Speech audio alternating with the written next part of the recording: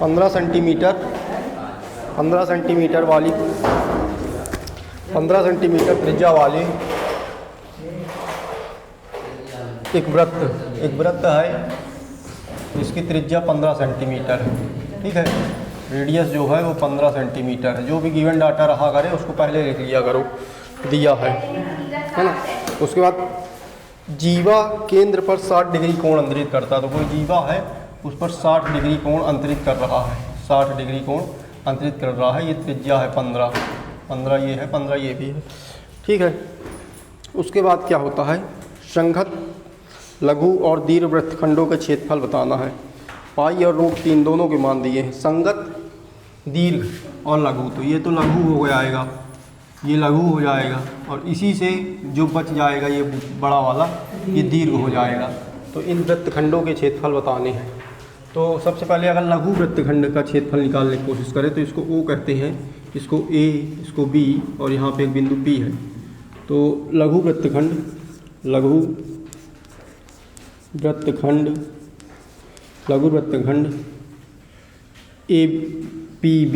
APB का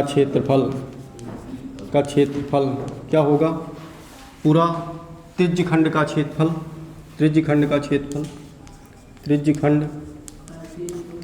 OAPB का क्षेत्रफल और माइनस होगा इसमें ये त्रिभुज OAB, त्रिभुज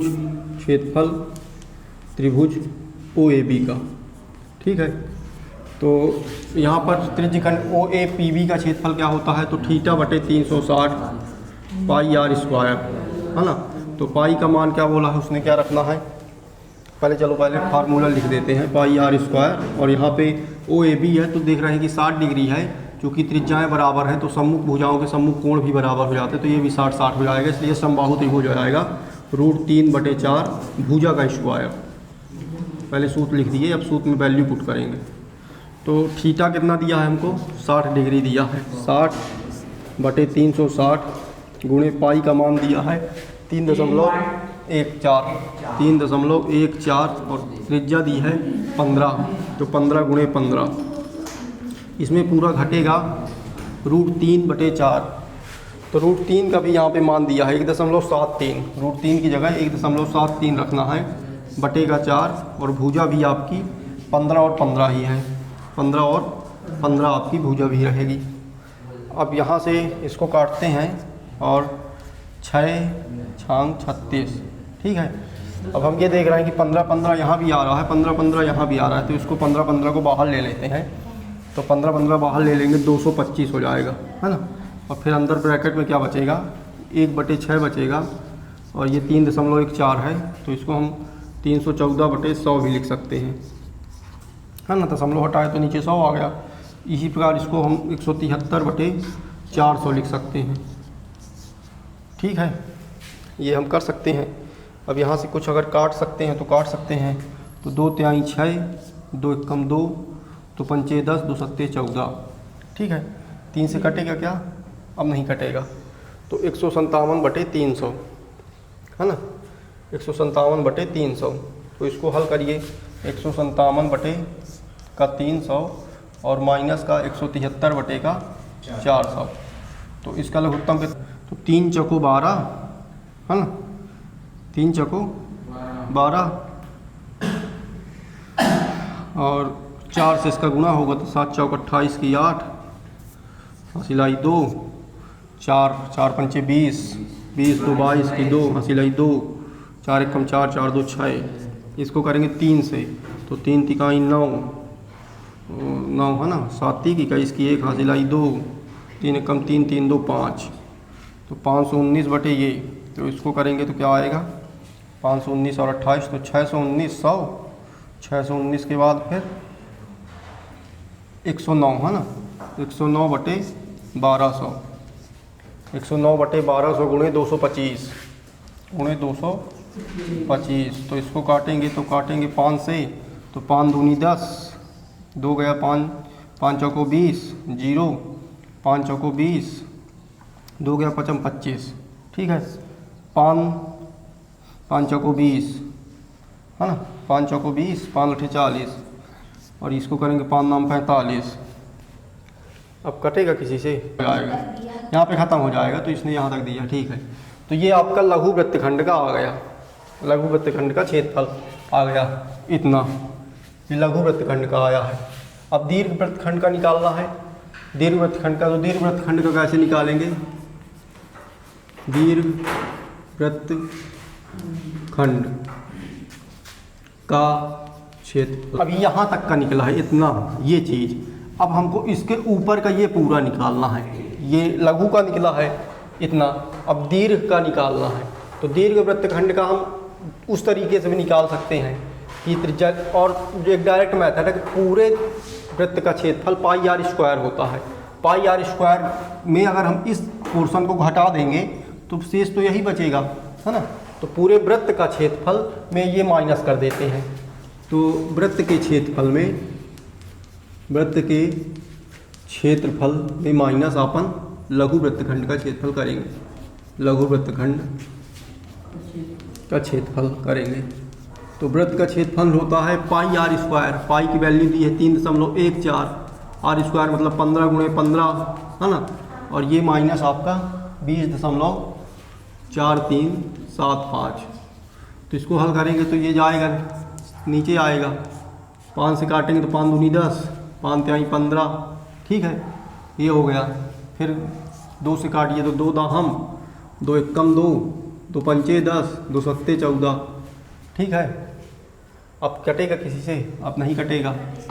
तो 15 तिया 45, 157 गुणे 45, 0 हो गया ये, है ना, ये 0 हो गया, ये 6 आ जाएगा, 10 में 2 गए 8। तो देखिए इतना आ रहा है क्या,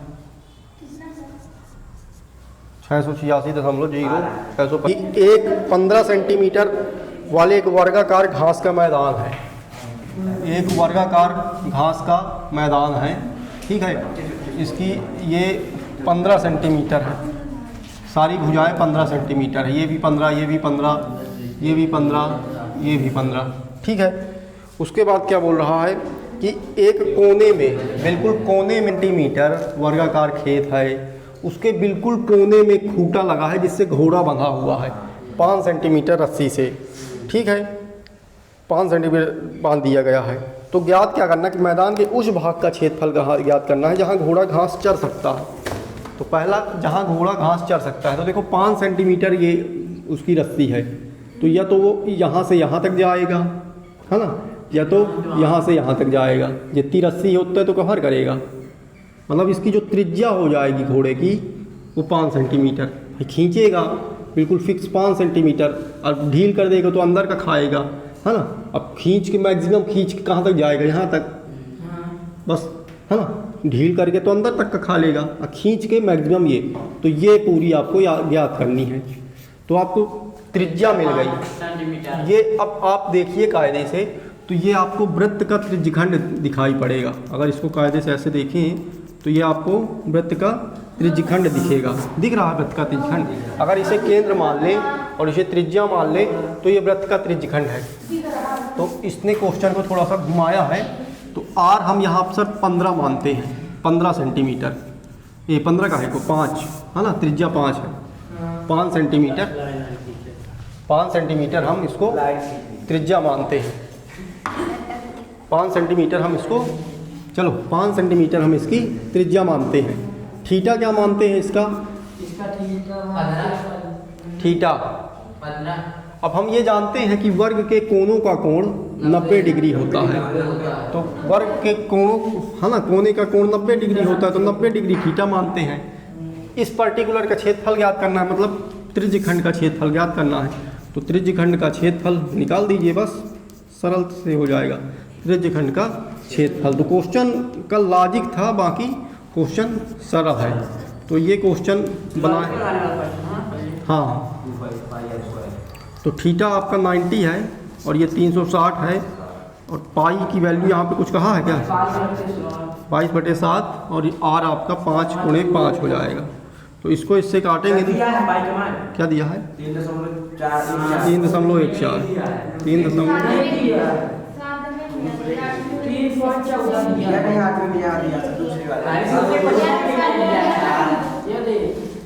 चलो 3.14 बटे, इसको हटाएंगे तो ये नीचे 100 आ जाएगा। अब काटो तो ये तो 0 0 गया, 9 चौको 36 आया। 5 से काटो तो 20 बार में, फिर 5 से काटो तो 5 चौको 20 है ना, 25 25 चौको ठीक है। अब ये हो जाएगा 4 चौको 16, 314 बटे 16।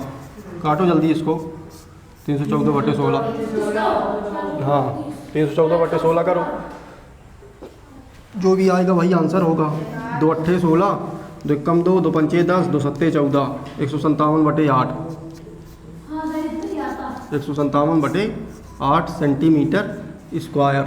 ये क्षेत्रफल घोड़ा घास चरेगा, इतना क्षेत्रफल घोड़ा घास चरेगा। ठीक है। अब इसमें एक दूसरा क्वेश्चन भी है, नहीं आया है? 19.625 मीटर, तो इसको है 19.625 मीटर में दिया है।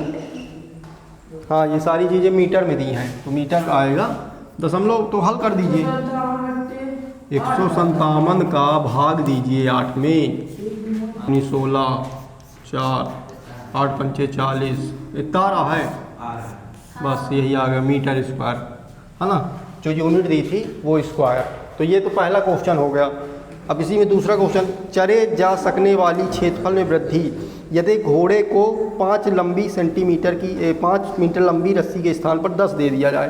अब घोड़ा यहाँ पर चूँकि चर चुका है, अब यहाँ घास ख़त्म हो गई, तो क्या किया कि उसकी ये रस्सी हटाकर अब इस बार हम 10 सेंटीमीटर रस्सी उसको दे दिए, तो घोड़ा 10 तक अब खिंच जाएगा।